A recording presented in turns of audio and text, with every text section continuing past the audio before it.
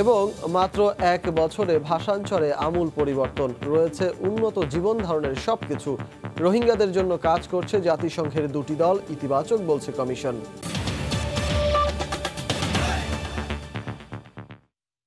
দেখছিলেন শিরোনাম, প্রবাসের সময় সঙ্গে আছি আমি সজল মিত্র রিচার্ড।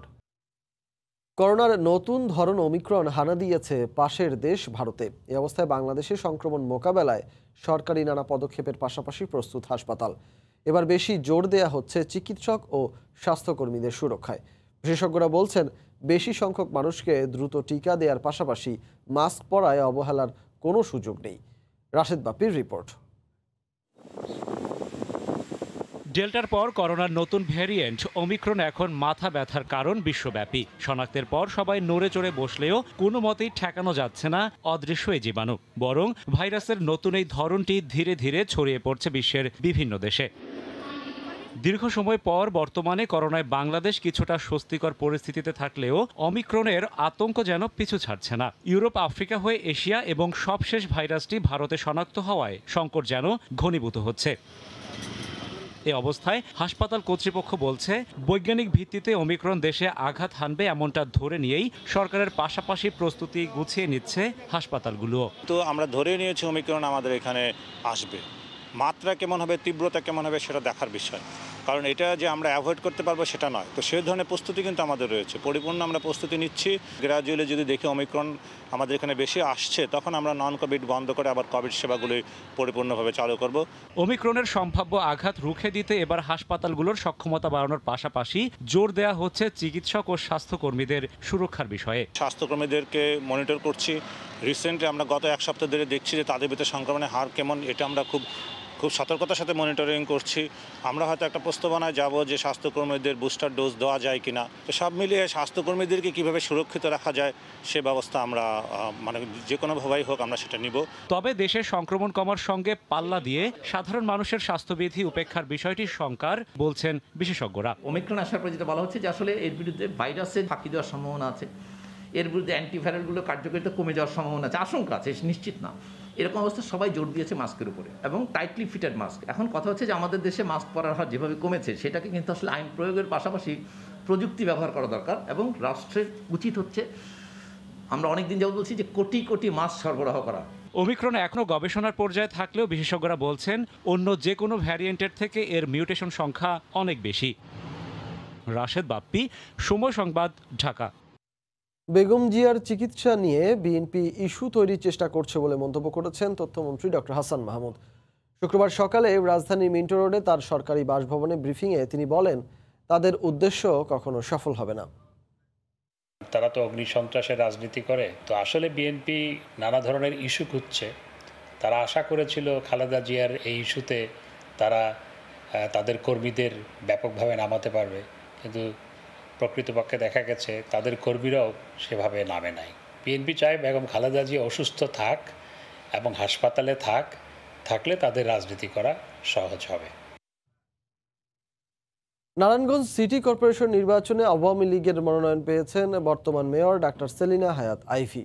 শুক্রবার বিকেলে গণভবনে প্রধানমন্ত্রী ও আওয়ামী লীগ সভাপতি শেখ হাসিনার সভাপতিত্বে স্থানীয় সরকার মনোনয়ন বোর্ড ও দলের সংসদীয় বোর্ডের যৌথ সভায় এ সিদ্ধান্ত হয়।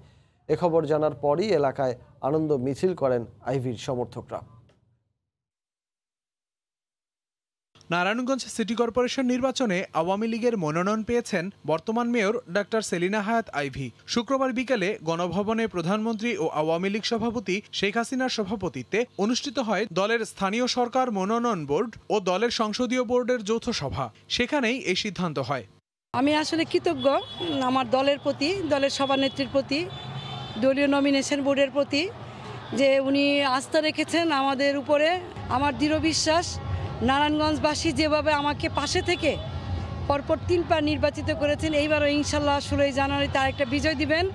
প্রবাসের সময় আরও থাকছে, রানওয়েতে বিমানের ধাক্কায় গরুর মৃত্যুর পরও টনক নড়েনি কক্সবাজার বিমানবন্দর কর্তৃপক্ষের। কমেনি মানুষ পশুর অবাধ চলাচল, ঝুঁকি নিয়েই ফ্লাইটের ওঠা। মাত্র 1 বছরে আমূল বদলে যাওয়া জনপদ নোয়াখালীর ভাষাঞ্চর। এক সময়ের কেওড়া গাছে ঢেকে থাকা চরে এখন পুরোপুরি গড়ে উঠেছে বসতি। মসজিদ, মাদ্রাসা, খেলার মাঠ সহ উন্নত জীবন ধারণের কোনো কিছুরই কমতি নেই। সাখাওয়াত টিপুর ক্যামেরায় বদলে যাওয়া ভাষাঞ্চলের বিস্তারিত জানাচ্ছেন কমল দে। ভাষাঞ্চলের এক প্রান্তে আল হেরা সুপার মার্কেট। এখানে মিলছে রোহিঙ্গাদের জীবন ধারণের সবকিছুই, পরনের কাপড়, প্রসাধন সামগ্রী, সাংসারিক জীবনের সবকিছুই মিলবে এখানে। আরেক প্রান্তে আইল্যান্ড মলের অবস্থান, মানসম্মত জিনিসপত্রের সমাহার। জাতিসংঘের হয়ে ভাষাঞ্চলে বিদেশিরা এখানের মূল ক্রেতা, তবে অন্যান্য এনজিও কর্মকর্তারাও এই মল থেকে কেনাকাটা করেন। এই দুটি সুপার শপ থেকেই ভাষাঞ্চলে বদলে যাওয়ার চিত্র পরিষ্কার। রোহিঙ্গা বাস্তুহারা মানুষদের জন্য এখানে আমাদের জিনিসপত্র আমরা এনে রেখেছি, এরাই মূলত আমাদের ক্রেতা। ইউএনরা তো প্রতি সপ্তাহে রবিবার দিন আসে, তো এই শুক্রবার পর্যন্ত থাকে আর কি। এর মধ্যে ওরা প্রায় এই কেনাকাটা করে। 2017 সালে বাংলাদেশে রোহিঙ্গা অনুপ্রবেশ শুরু হলে কক্সবাজারের টেকনাফ এবং উখিয়া আশ্রয় শিবির থেকে সরিয়ে নিতে গড়ে তোলা হয় ভাষাঞ্চল আশ্রয়ন প্রকল্প। গত বছরের 3 ডিসেম্বর থেকে রোহিঙ্গাদের ভাষাঞ্চলে আনা শুরু হয়। মাত্র 1 বছরের মধ্যে ভাষাঞ্চলের পুরো দৃশ্যপটে বদলে গেছে। ইউএনের এঙ্গেজমেন্টের পর তারা দেখছে যে না ইয়েস, একইভাবে ইউএন তাদেরকে সাপোর্ট করে যাচ্ছে কক্সবাজারের মতো করে। তাদের স্বাভাবিকভাবে তাদের চিন্তা চেতনা অনেকটাই পরিবর্তন এসেছে এবং তারা খুব আশাবাদী যে তারা একই রকম সাপোর্ট এখানে তৈরি করতে পারবে এবং খুব হ্যাবিটেবল একটা আইল্যান্ড হিসাবে তারা এখান থেকে যেতে পারবে।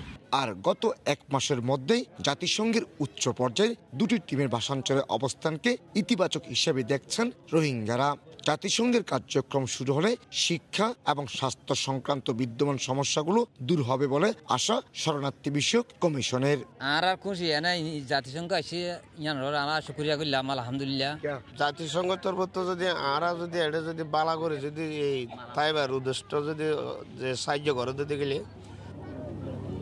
গত 3 বছর আগেও নোয়াখালীর এই ভাষাঞ্চল ছিল মহিষের আবাসস্থল বা বাতান, আর গত 1 বছরে এটি হয়ে উঠেছে সম্পূর্ণ একটি নতুন জনপদ। ইতিমধ্যে 20,000-এর মতো রোহিঙ্গাকে এখানে নিয়ে আসা হয়েছে। আরও অন্তত 80,000 রোহিঙ্গাকে ভাষাঞ্চলে আনতে চায় সরকার। গড়ে তোলা হয়েছে আবাসস্থল, করা হয়েছে খেলার মাঠ, মসজিদ, মাদ্রাসা, গড়ে উঠেছে বাজার ব্যবস্থা। নোয়াখালীর ভাষাঞ্চল থেকে কমল দে, সময় সংবাদ।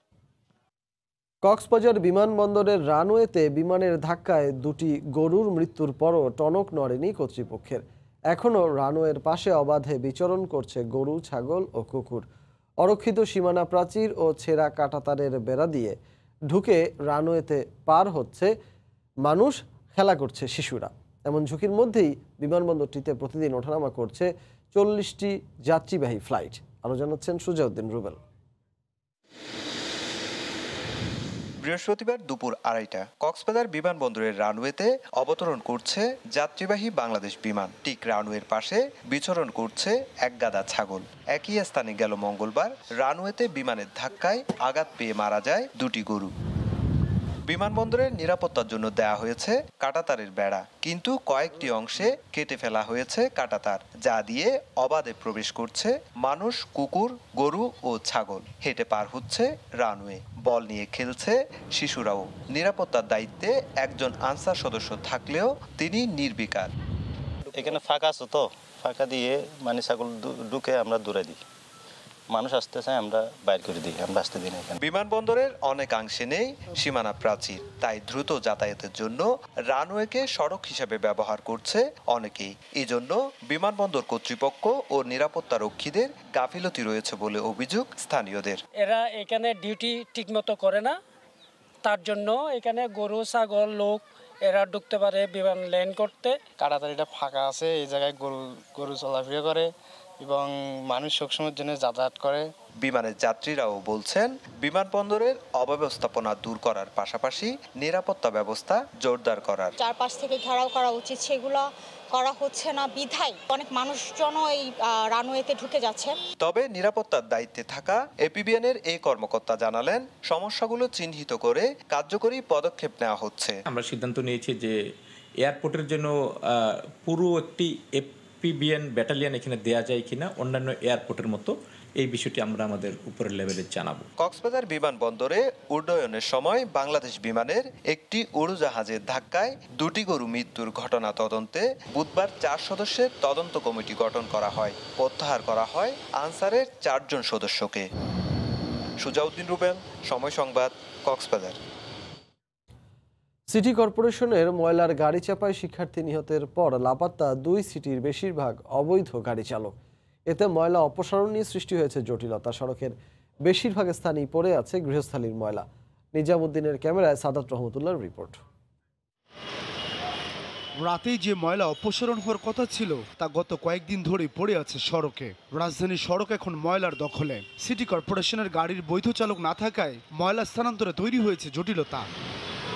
রাজধানীর উত্তর ও দক্ষিণ সিটি কর্পোরেশনের বেশিরভাগ ডিপোতেই পড়ে আছে ময়লা। কোথাও কোথাও গাড়ি নিয়ে সড়কে অবস্থান করছেন ভ্যান চালকরা। চট্টগ্রামের সামনে অ্যাক্সিডেন্ট হয়েছে না, ওই অ্যাক্সিডেন্টের পরে ট্রেনে আহে না ময়লা নিতে। ময়লার গন্ধ, বিভিন্ন গন্ধ ওই দিকটা আসতে পারে, এদিকটা আসে জানা। অনেকে দেখা গেছে ড্রাইভার অসুস্থ ছিল, হেল্পারদের লগে থাকে, তো ওই হেল্পারটা গাড়ি চালাইতো। চাপটা মারার পর ধরে একটু পরিচ্ছন্নতা কর্মীরা বলছেন শিক্ষার্থী নিহত হওয়ার পর থেকেই বেশিরভাগ চালক কাজে আসছেন না, যে কারণে বৈধ চালক সংকটে নির্ধারিত সময়ে ময়লা অপসারণ সম্ভব হচ্ছে না। বৈধ ড্রাইভার তো আর বেশি নাই, যে জায়গায় বৈধ ড্রাইভার নেই ওই জায়গায় ময়লা আটকে আছে, আর যে জায়গায় বৈধ ড্রাইভার আছে ওই জায়গায় ক্লিয়ারই থাকে। স্বাভাবিক তো সবাই চালায় না, অস্বাভাবিক সবাই চালায়। আজকে যেরকম দেখতেছি এরকম অন্যান্য দিন তো দেখি না। এদিকে সড়ক ও ডিপোতে বর্জ্য পড়ে থাকায় দুর্গন্ধ ছড়াচ্ছে চারদিকে। পথচারীদের চলতে হচ্ছে নাক চেপে। বাসাবাড়িতে তো রাত্রে যাইলে মনে করে যে চুরিদারি করি, ওই কথা রাত্রে যাইতে পারি না। আগে যখন সকাল 10টা বাজে হয়তো আমরা 3টার মধ্যে কাম কাজ কিলা করে চলে যেতাম। নিষিদ্ধ করে দিচ্ছে 1 তারিখ থেকে, গাড়ি এখন দিনে আসে না। নগর পরিকল্পনাবিদদের দাবি শহরের বর্জ্য অপসারণ নিয়ে সিটি কর্পোরেশনের যথাযথ পরিকল্পনা না থাকায় দুর্ভোগ বাড়াচ্ছে নগরবাসীর।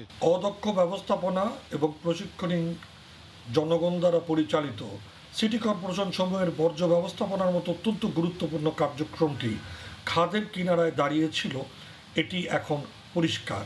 ঢাকা উত্তর ও দক্ষিণ সিটি কর্পোরেশনের ময়লার গাড়ির সংখ্যা 278টি, যার মধ্যে বৈধ চালকের সংখ্যা মাত্র 75 জন। সাদাত রহমতুল্লাহ, সময় সংবাদ, ঢাকা। 100 বছর পূর্তিতে বর্ণিল আলোতে সেজেছে ঢাকা বিশ্ববিদ্যালয়। 4 দিনব্যাপী আয়োজনের তৃতীয় দিনে শুক্রবার ছিল শিক্ষার্থীদের সাংস্কৃতিক পরিবেশনা। পরিবার পরিজন নিয়ে প্রাণের বিদ্যাপীঠে আসেন প্রাক্তন শিক্ষার্থীরা। শতবর্ষের আলোয় আলোকিত ঢাকা বিশ্ববিদ্যালয়। বর্ণিল আলোয় সেজেছে পুরো বিশ্ববিদ্যালয় প্রাঙ্গণ। চারুকলা কার্জন হল, কেন্দ্রীয় মাঠ সহ ক্যাম্পাসে উৎসবের আমেজ। ছুটির দিন হওয়ায় তৃতীয় দিনের অনুষ্ঠান উপভোগ করতে আসেন নতুন পুরাতন অনেক শিক্ষার্থী। যেই জাঁকজমকপূর্ণ অনুষ্ঠান আমি দেখছি, আমার খুবই ভালো লাগছে। ভীষণ ভালো লাগছে, একটা উৎসব মুখর পরিবেশ, আসলে সবাইকে নিয়ে এসেছি। 7টা বছর আমি এখানে পার করছি, এখানে আসলে আমার পুরানো স্মৃতিগুলো মনে পড়ে যায়, খুব ভালো লাগে আর কি। কেন্দ্রীয় মাঠে গান, নাচ, নাটক সহ সাংস্কৃতিক পরিবেশনায় মঞ্চ মাতান শিক্ষার্থীরা। এর আগে শুক্রবার বিকেলে অনুষ্ঠানের শুভ সূচনা হয় আলোচনা অনুষ্ঠানের মধ্য দিয়ে। এতে মুক্তিযুদ্ধ বিষয়ক মন্ত্রী আকম মোজাম্মেল হক বলেন, দেশের উন্নয়নে ঢাকা বিশ্ববিদ্যালয়ের শিক্ষার্থীদের অগ্রণী ভূমিকা পালন করতে হবে। এই বিশ্ববিদ্যালয় যদি না হতো তাহলে কিন্তু রাষ্ট্রভাষা বাংলায় প্রতিষ্ঠিত হতো। শিক্ষার্থীদের প্রত্যাশা শুধু 100 বছর নয়, শত সহস্র বছর সগৌরবে দাঁড়িয়ে থাকবে ঢাকা বিশ্ববিদ্যালয়। ধ্রুব ব্যানার্জি, সময় সংবাদ, ঢাকা। বাংলাদেশ সেনাবাহিনীর সুবর্ণ জয়ন্তী উপলক্ষে আর্মি স্টেডিয়ামে হয়ে গেল বর্ণাঢ্য সাংস্কৃতিক অনুষ্ঠান। শুক্রবার সন্ধ্যায় চিত্রনায়ক ফেরদৌস ও চিত্রনায়িকা পূর্ণিমার উপস্থাপনায় দর্শক মাতান দেশসেরা শিল্পীরা। অনুষ্ঠানে উপস্থিত ছিলেন শিক্ষামন্ত্রী ডাক্তার দীপু মনি, প্রধানমন্ত্রী নিরাপত্তা বিষয়ক উপদেষ্টা মেজর জেনারেল তারিক আহমেদ সিদ্দিক সহ সেনাবাহিনীর ঊর্ধ্বতন কর্মকর্তা ও সেনা সদস্যরা। সাংস্কৃতিক অনুষ্ঠানের ফাঁকে সেনাবাহিনী প্রধান জেনারেল SM শফিউদ্দিন আহমেদ তিনি স্মরণ করেন হাজার বছরের শ্রেষ্ঠ বাঙালি শেখ মুজিবুর রহমানকে। তার ডাকে সাড়া দিয়ে দেশব্যাপী বাংলাদেশ সেনাবাহিনী সশস্ত্র যুদ্ধ শুরু করে বলে উল্লেখ করেন তিনি।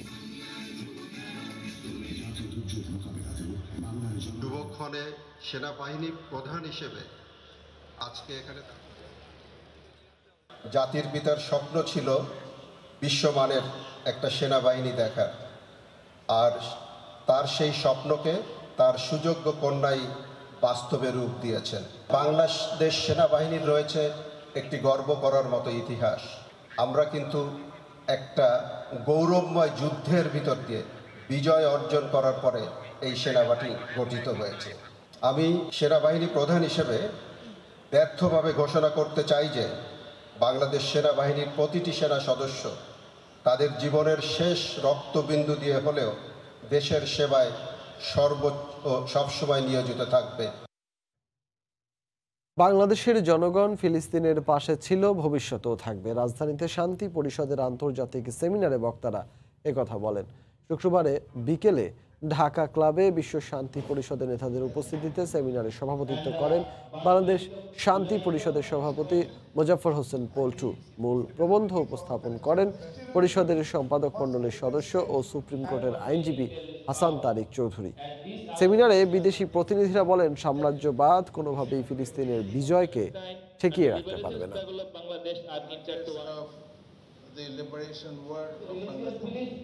জার্মানির বায়ার্ন ও ওয়েস্টফালেনের পর বার্লিনেও দক্ষিণ আফ্রিকা ফেরত এক যাত্রীর শরীরে অস্তিত্ব মিলল ওমিক্রনের। এ অবস্থায় সংক্রমণ রুখতে টিকা না নেওয়া ব্যক্তিদের জন্য লকডাউন জারি করেছে প্রশাসন। বন্ধ থাকবে সব ক্লাব, খেলাধুলার স্থান। এদিকে করোনা বিরোধী মনোভাব আর টিকা নিতে অনাগ্রহীদের কারণেই ওমিক্রন বিপজ্জনক হয়ে উঠছে বলে মন্তব্য করেছেন জার্মানির বিদায়ী চ্যান্সেলর অ্যাঙ্গেলা মার্কেল। জার্মানি থেকে বিটু বড়ুয়ার রিপোর্ট।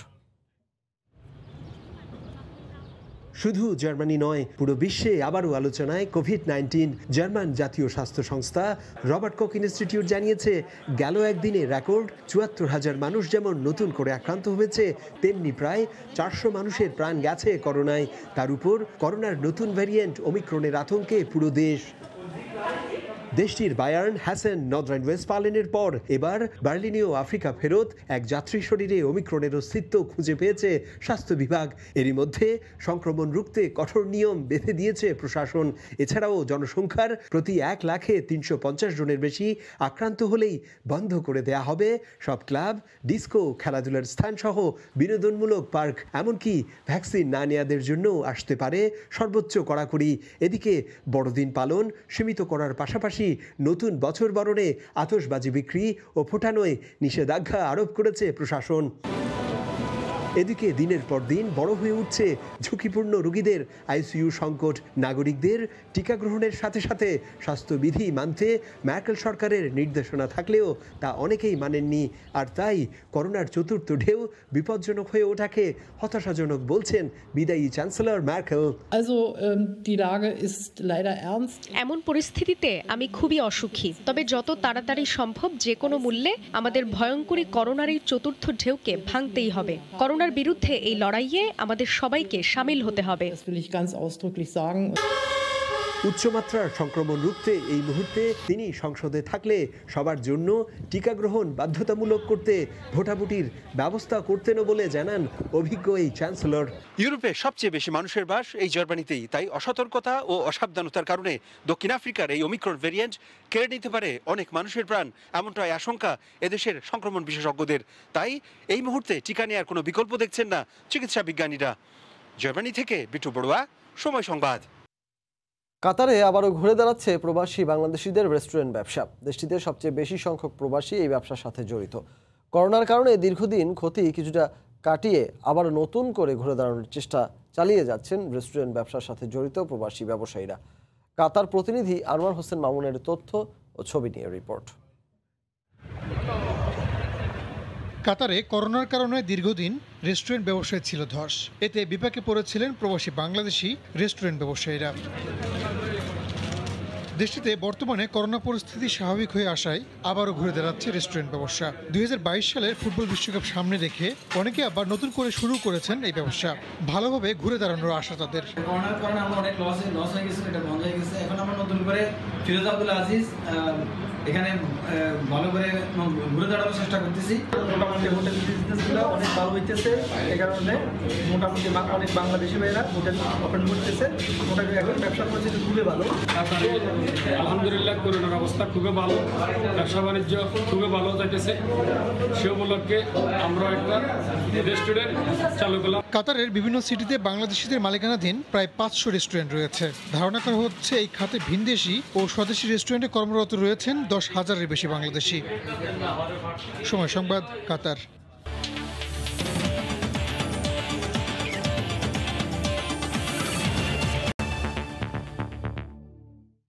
পাকিস্তানের বিপক্ষে শেষ টেস্টে জয়ের খোঁজে মাঠে নামবে বাংলাদেশ ক্রিকেট দল। কিছুটা ব্যাটিং সহায়ক উইকেটই প্রত্যাশা টাইগার অধিনায়ক মুমিনুল হকের। ওপেনিংয়ে নাইম শেখ অথবা মাহমুদুল হাসান জয়ের অভিষেকের আভাস দিয়েছেন তিনি। তবে উইকেট যেমনই হোক জয়ের ধারা অব্যাহত রাখতে চায় পাকিস্তান, জানিয়েছেন পেসার শাহিন আফ্রিদি। মিরপুর শেরেবাংলা ক্রিকেট স্টেডিয়ামে ম্যাচটি শুরু হবে শনিবার বাংলাদেশ সময় সকাল 10টায়। অনুশীলনের শুরুটা একই ভঙ্গিতে, আলাদা মাঠে ফুটবল খেলায় মাতলেন দুই দলের ক্রিকেটাররা। নির্ভর থাকার এই প্রচেষ্টার পেছনে বাংলাদেশের মাথায় রাজ্যের চাপ, অন্যদিকে আত্মবিশ্বাসী বাবর আজমরা। একটা জয়ের জন্য কত চেষ্টা, কত পরিবর্তন, তবু সময় যেন মুখ তুলে দেখছে না। আশার বেলুন ফুলিয়ে পাকিস্তানের বিপক্ষে শেষ টেস্টে মাঠে নামবে টাইগাররা। এত সমালোচনা আর অস্বস্তি নিয়ে আদতে নির্ভর থাকা যায় না। ফুটবল ছেড়ে তাই সিরিয়াস অনুশীলনে গোটা দল। উইকেটটা নিয়ে যত চিন্তা, তবে বাংলাদেশ অধিনায়ক প্রত্যাশা রাখলেন ব্যাটারদের উপর। প্রফেশনাল ক্রিকেটার হিসেবে কোনো সময় আপনার উইকেট তারপরে এগুলো নিয়ে এক্সপ্রেস দেওয়াটাই কোনোভাবে কাম্য নয়। সাবকন্টিনেন্ট সবাই কিন্তু স্পিন ভালো খেলে, তো আমার কাছে মনে হয় সাবকন্টিনেন্ট আপনার স্পিনিং না করাটাই সবচেয়ে বেটার। লাল কি সাদা বল, টপ অর্ডারের চিত্রটা অভিন্ন। ওপেনিংয়ে সাইফ ছিটকে গেছেন, সাদমানের সঙ্গী কে হবেন? স্কোয়াডে আছেন দুই অনভিজ্ঞ নাইম এবং জয়। রাইট লেফট কম্বিনেশনে আস্থা রাখলে জয়কে দেখা যেতে পারে ঢাকা টেস্টে। জয় আসছে, তারপর নাইম সে নিজের ব্যাকআপ হিসেবে নিয়ে একটা ডোমেস্টিক একটা প্লেয়ার নিয়ে আসবেন, তার মধ্যে মানে টাফ কন্ডিশনে টাফ কন্ডিশন বলছে। ম্যাচের আগের দিন পাকিস্তান ব্যস্ত ছিল বোলিং, ব্যাটিং আর ফিল্ডিং অনুশীলনে। বাবর, আজহার, আবিদরা নেটে সময় কাটিয়েছেন দীর্ঘক্ষণ। মিরপুরের উইকেট স্পিন স্বর্গ, তাই সাজিদ, নোমানরাও বাড়তি কাজ করেছেন সাকলাইন মুস্তাকের সাথে। ছন্দে থাকা পাকিস্তান শেষ করতে চায় জয় দিয়েই। এখানের উইকেট কেমন হয় আমরা ধারণা পেয়েছি। স্লো উইকেটে ব্যাটারদের পরীক্ষা দিতে হবে। আমাদের স্পিনাররাও বেশ ভালো। আমরা যারা পেসার রয়েছি ছন্দ ধরে রাখার চেষ্টা করব। এই মাঠে জয় পাওয়া কঠিন হলেও আশাবাদী আমরা। পাকিস্তানের বিপক্ষে এখন পর্যন্ত খেলা 12 টেস্টে একটি জয়ও নেই বাংলাদেশের। ঢাকার মাঠ মানেই ইংল্যান্ড অস্ট্রেলিয়ার বিপক্ষে সাদা পোশাকে জয়ের সুখস্মৃতি। সেই স্মৃতি আরও একবার মিরপুরে পাকিস্তানের বিপক্ষে ফিরিয়ে আনতে হলে নিয়ামক হতে হবে স্পিনারদের। তবে টপ অর্ডারে যে দুর্দশা চলছে সেই দুর্দশাও কাটিয়ে উঠতে হবে বাংলাদেশকে। মিরপুর শেরেবাংলা ক্রিকেট স্টেডিয়াম থেকে তারেক হাসান শিমুল, সময় সংবাদ, ঢাকা। কক্সবাজারের মেরিন ড্রাইভে দ্বিতীয়বারের মতো হয়ে গেল মেরিন ড্রাইভ আল্ট্রা ম্যারাথন। দেশ আমার, দায়িত্ব আমার, এই স্লোগানে যেখানে 3 ক্যাটাগরিতে অংশ নেন দেশি বিদেশি প্রায় 300 দৌড়বিদ। একই সঙ্গে এবার অংশ নিয়েছেন অর্ধশতাধিক তৃতীয় লিঙ্গ ও বিশেষ চাহিদা সম্পন্ন মানুষ। কক্সবাজারের জীববৈচিত্র্যের প্রতি ইতিবাচক মানসিকতার প্রসার ঘটাতে এই ম্যারাথন বিশেষ ভূমিকা রাখবে বলে বিশ্বাস অংশগ্রহণকারীদের। আরও জানাচ্ছেন সুজাউদ্দিন রুবেল। গড়ির কাঁটা ঠিক 6টা, বেজে উঠে হুইসেল। ইনানি সৈকত থেকে শুরু হয় 3 শতাধিক দৌড়বিদের দৌড়। বালিয়াড়ি পেরিয়ে মেরিন ড্রাইভ শুরু হয় তুমুল প্রতিযোগিতা। সময়ের সঙ্গে বাড়ে সূর্যের তেজ, তবুও নেই ক্লান্তি। কেউ এবারই প্রথম, কেউ বা দ্বিতীয়বার।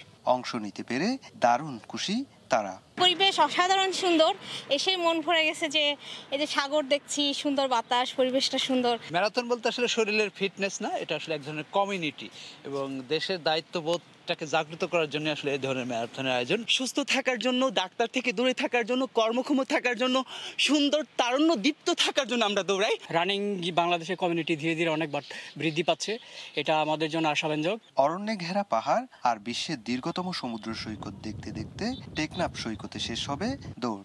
আবারও সেই একই পথে ফিরতে হবে ইনানি সৈকতে। এবারের আয়োজন ব্যতিক্রম আরও এক ভিন্ন কারণে। এবারই অংশ নিচ্ছে অর্ধশতাধিক তৃতীয় লিঙ্গ আর বিশেষ চাহিদা সম্পূর্ণ মানুষ। দৃষ্টিহীন প্রতিবন্ধী যারা আছে, আমরা আলহামদুলিল্লাহ অনেক ভালো লাগছে। ফার্স্ট আমরা ম্যারাথনে যোগদান করেছি, সমাজকে এটাই বার্তা যে আমরাও মানুষ। সব মিলিয়ে প্রস্তুতি ঝরল আয়োজকদের কণ্ঠেও। স্বপ্ন দেখছে ভবিষ্যতে আন্তর্জাতিক মেরিন ড্রাইভ আল্ট্রা ম্যারাথন করার। আমরা সামনে আগামীতে ইন্টারন্যাশনাল লেভেলের ম্যারাথন আয়োজনের ইচ্ছা পোষণ করি। কক্সবাজার ব্যান্ডিং এর ক্ষেত্রে আমার কাছে মনে হচ্ছে আল্ট্রা ম্যারাথন তো একটি হাতিয়ার হতে পারে। ইনানি থেকে টেকনাফ পর্যন্ত 3 ক্যাটাগরি 50, 100 ও 161 কিলোমিটার দূরত্বের এই আল্ট্রা ম্যারাথনের সময়সীমা 10, 24 ও 36 ঘন্টা। স্বাধীনতার সুবর্ণ জয়ন্তী উদযাপন উপলক্ষে এই মেরিন ড্রাইভ আল্ট্রা ম্যারাথনের আয়োজক travels of Bangladesh. Media partner সময় সংবাদ। সুজাউদ্দিন রুবেল, সময় সংবাদ, ইনানি, কক্সবাজার। এই ছিল প্রবাসের সময়ে, সঙ্গে থাকুন সময়।